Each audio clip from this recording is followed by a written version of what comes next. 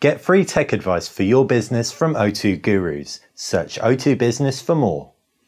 Hey, it's Basil here, doing something a little bit different this month. Every month we announce our top 5 phones. They appear on our channel art on Facebook, on Twitter, on YouTube, but we don't really give them as much credit as they deserve. They're our top 5 phones. They deserve a video. So for June 2015, we are doing a first of hopefully many top 5 phone videos. So you know exactly what's hot this month. And the hottest phone of the month is the Samsung Galaxy S6 Edge yet again. It's been my favorite since I reviewed it. Every time I have to give it back to Samsung, I kind of cry a little bit inside, and then I get it back and I just realize and remember exactly why I like it so much. So it's super expensive, but it is definitely the easiest phone to recommend. The second best phone in my opinion is the iPhone 6 Plus. Not necessarily because I love everything about it, because I don't love everything about it, but what I do love is it's the only phone in my top 5 that will easily last a full day battery with pretty regular use. In addition to that, it's also got great design and a decent screen and a very good camera.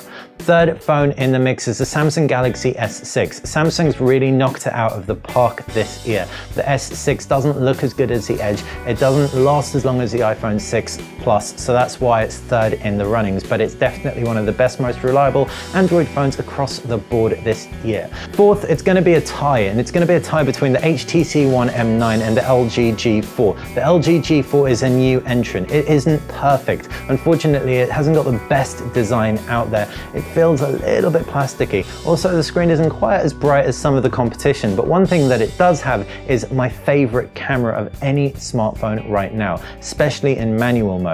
But it ties with the HTC One M9 because while the HTC falls down in the camera stakes, it totally picks everything up in the design stakes. It feels like one of the most expensive devices that was ever made. So that's been a run through of our top 5 phones. What about our top 5 camera phones? Well, the LG G4 is our winner here, hands down. It's a really intuitive automatic mode. It isn't always going to be the best in automatic mode out of all of our top 5s, but it will definitely compensate by giving you a manual mode that can wipe the floor with the competition. Second up, it's kind of a tie between the iPhone 6 and the Galaxy S6 and S6 Edge.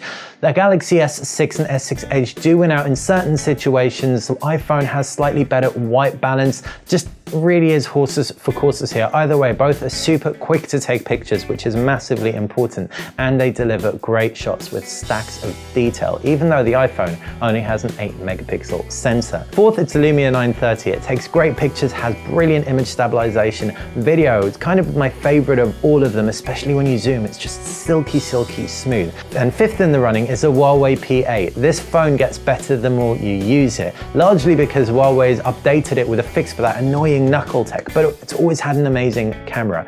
Pretty quick to take a picture. The optical image stabilization means that you get a really good shot whether it's day or night, and they've included some fun modes that let you play with light trails too. So our final category is tablets, and my favorite tablet of the month, the Microsoft Surface 3. It's not as good as the Surface Pro 3, but when you weigh up value as a major factor in reviewing a device, the Surface 3 is a very good option. It enables productivity. You can see my speed sketching video with it. I draw on it, and it's really good for just hobby artists. Maybe not professional artists, but definitely having that pen input with a pressure sensitivity really helps. The pen isn't included, the type cover isn't included, and that's a real shame because you really need at least a type cover to make it a really great productivity device. It can replace a small PC very easily. The only downside is the lack of internal memory, but it has expandability, micro SD card support, and of course you've also got a full-size USB port. You can even use a micro USB port as a full-size USB port if you get a USB on the go adapter.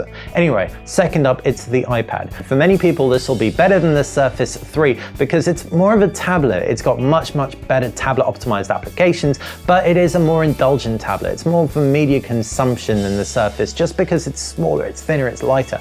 Perfect ebook reading, perfect for videos, etc. May not be quite as good for productivity, and definitely not for Microsoft Office. Third up, it's a Sony Xperia Z4 Tablet. Now, I can't put this any higher than third. In fact, this is pushing it because I haven't reviewed it yet. I've just got my hands on a prototype, but the This is thin, it's light, it's got a keyboard that's really cohesive, it's also waterproof. It's kind of a balance between super productivity and its super media consumption, but at the same time you can enjoy it by the pool. It's just a very, very cool tab in general. Be interesting to see how it fares in the full review when I get one in later this month.